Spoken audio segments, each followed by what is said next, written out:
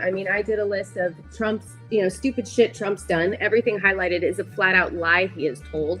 He's brought down the numbers of illegal immigration to almost zero in compared to like the year before.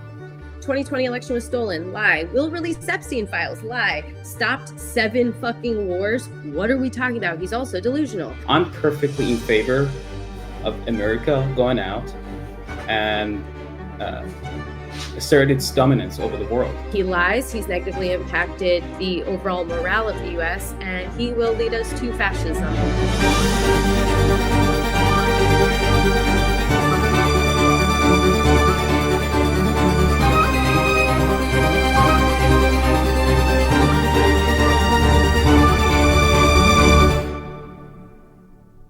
Hi all, I'm Ceci.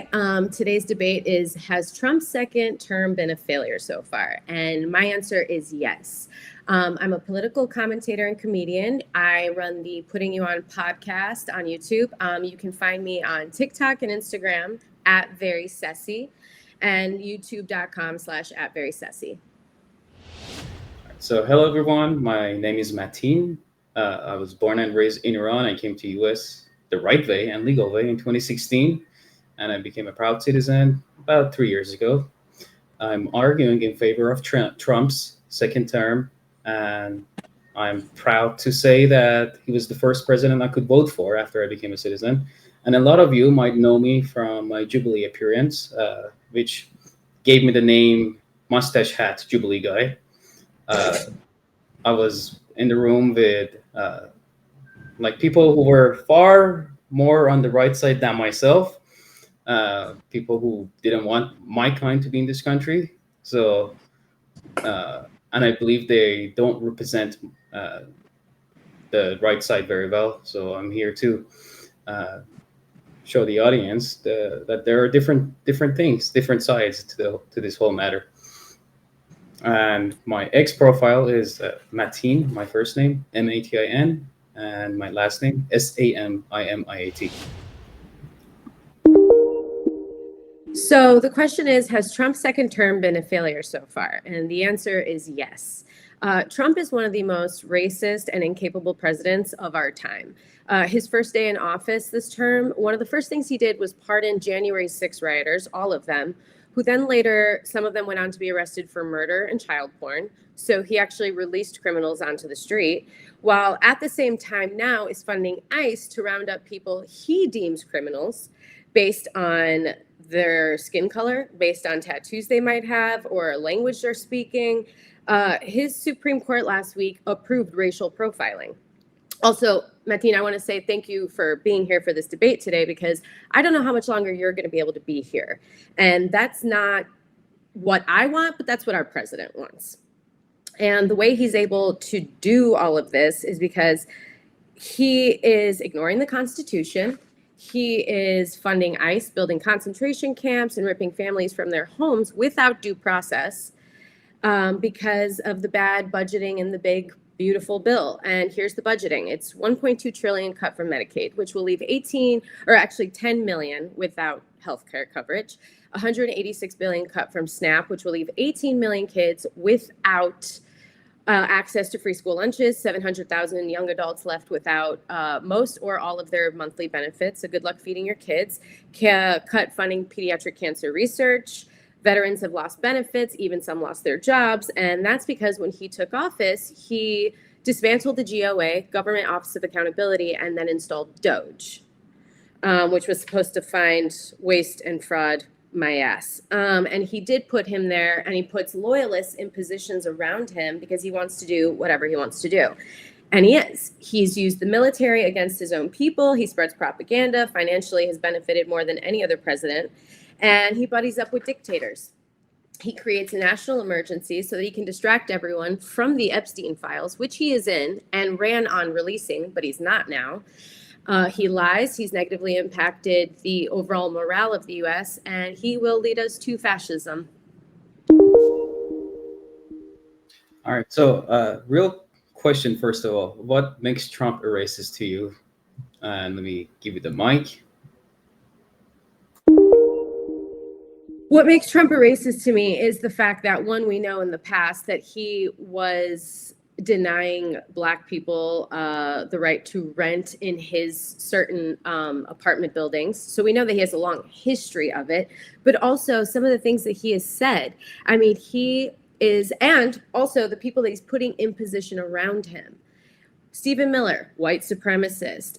Pete Hegseth, white supremacist. I mean, people who are pushing white supremacy in the country, and also racist in the way with racial profiling that he's approved because of the color of your skin. So there's a lot of things to unpack here. Let's talk about the racism part. To me, it's always been quite entertaining to see usually like white-looking people make the claim of white supremacy regarding Trump or his cabinet. And I watched them and I'm like, I never felt, discriminated against. And many people like me, I mean, after all, almost 50% of Hispanics voted for him this past election. 1 in 5 every Black man voted for him, which is the highest since the civil rights movement. So I'm like, if he and his cabinet were so racist, why would these people vote for him? Like, shouldn't they like vote for someone else? And then regarding the immigration and ICE stuff, like I said, I came here legally 9 years ago. And to me, when I see illegal immigration going on, it's an insult to anyone who came here legally. And as a matter of fact, illegal immigration makes legal immigration much more difficult for people. With the ICE stuff that you mentioned, it's you can't just cross the border and not expect any consequences. I mean, you can see that with all countries in the world. You can't just go. I mean, except Europe nowadays. But let's take Iran for example. Even Iran with all its problems and the Islamic government over there, you still can't do that over there, and there are consequences to it. It's part of the rule of law, and so I'm perfectly in favor of ICE going after, especially these criminals, and. So you're perfectly fine with Trump's racial profiling because he ran on locking up criminals, but we know that he's not just locking up criminals. I mean, I think it's less than 20% of them actually have criminal records. He's just rounding up people at Home Depot. He's taking your kid's classmate's parent. He's taking the person who is your employee or your customer. He's rounding up people based on what they look like and the languages they speak. Also, I don't know the whole like people who look white speaking out against white supremacy. I don't know why we wouldn't. Also, why you said like Latinos voted. A lot of people vote against their own self-interest. A lot of people do. And it's usually because they're thinking about the economic implications, but they don't seem to realize that Trump is a billionaire who's here just for billionaires. He is not here for the American people at all. And you said that you came in the right legal way. People are being arrested at court when they are showing up for their hearings because they have come through the system.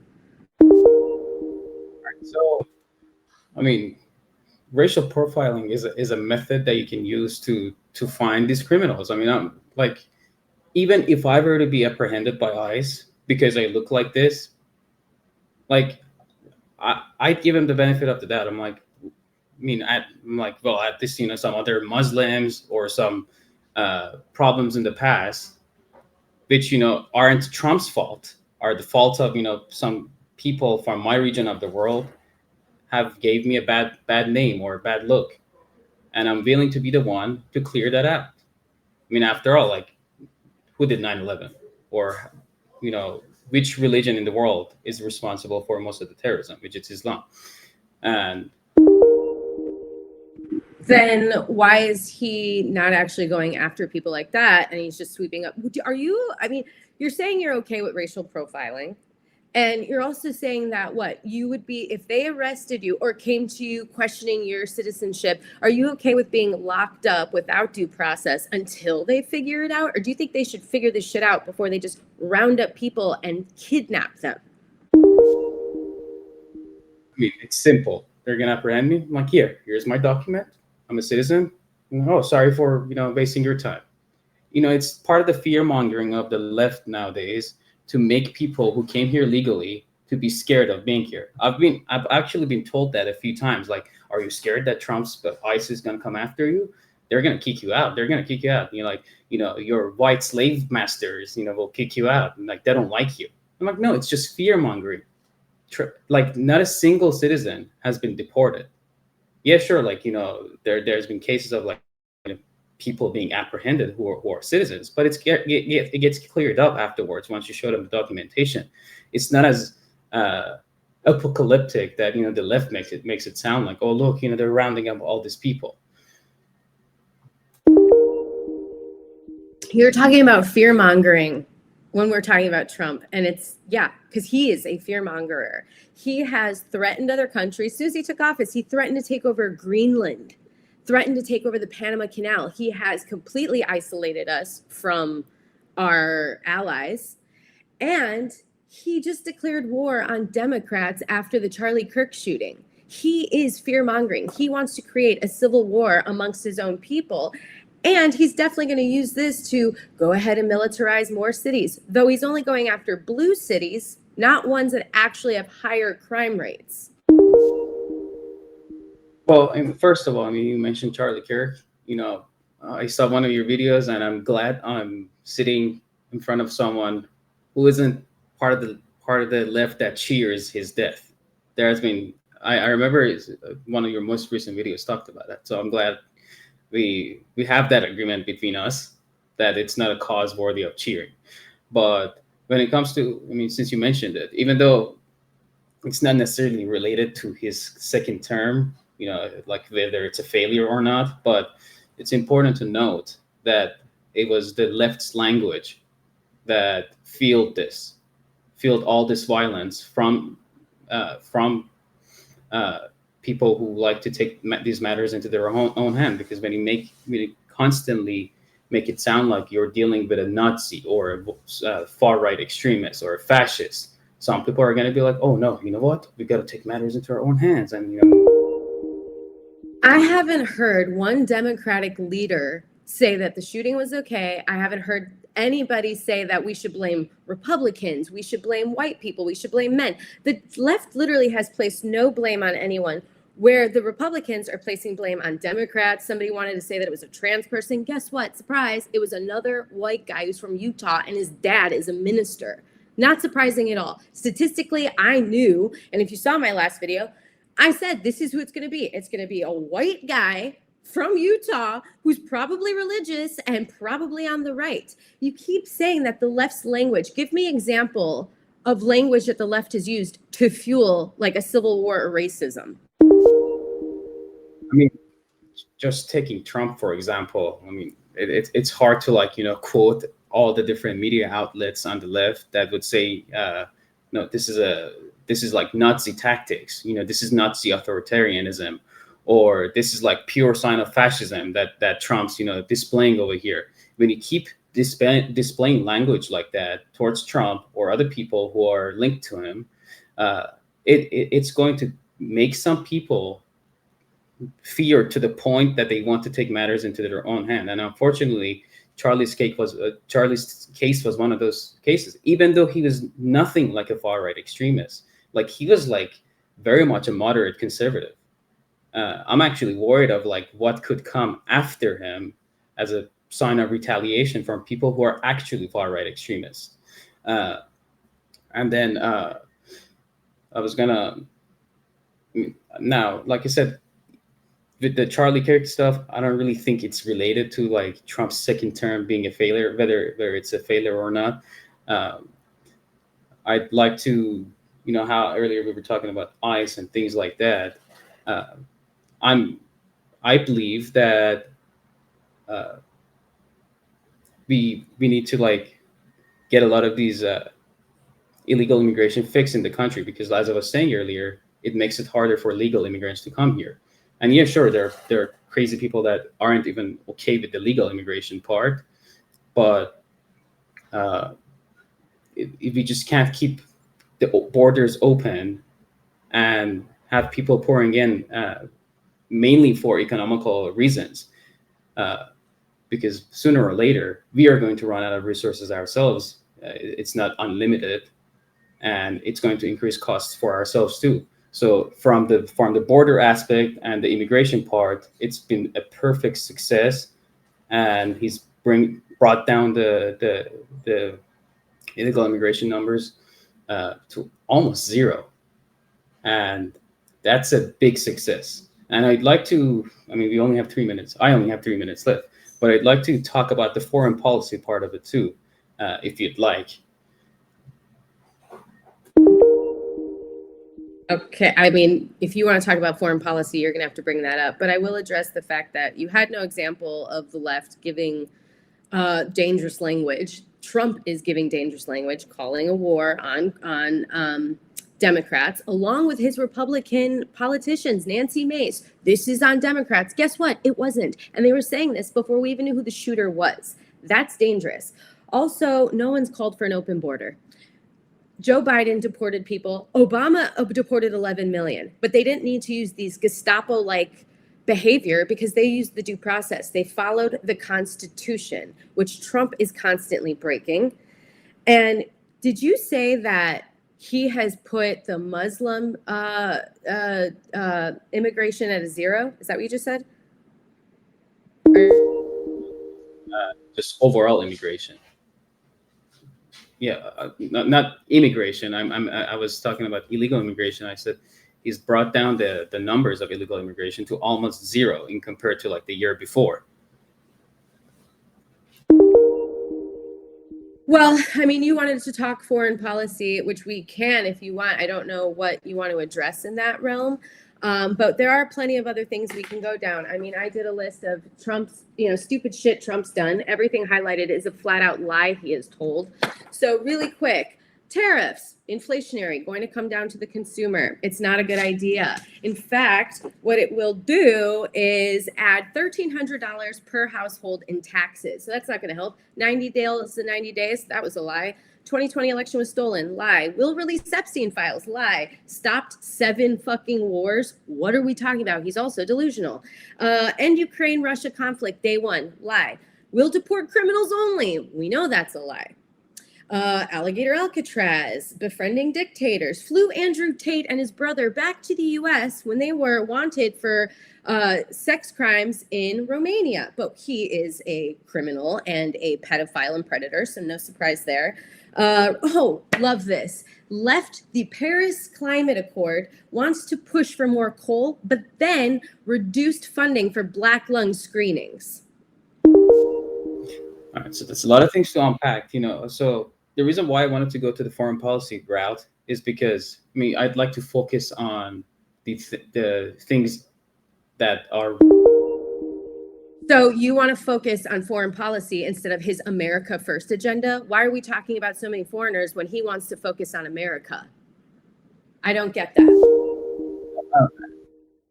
It's not only that, it's just because, we got to focus on like what's directly linked to his term instead of like, outlier stuff. So you mentioned the tariffs. The tariffs aren't perfect. I agree that. But I believe it takes some time to get to the level where we can make money off of it. You can't expect immediate results from the tariffs right away. It takes time. This is something that a lot of people, expect immediate results in 7 months now? It won't happen in 7 months. Yeah, sure. 90 deals in 90 days. I am going off of what the president has said would be done. And all he's done is delay deal after deal after deal.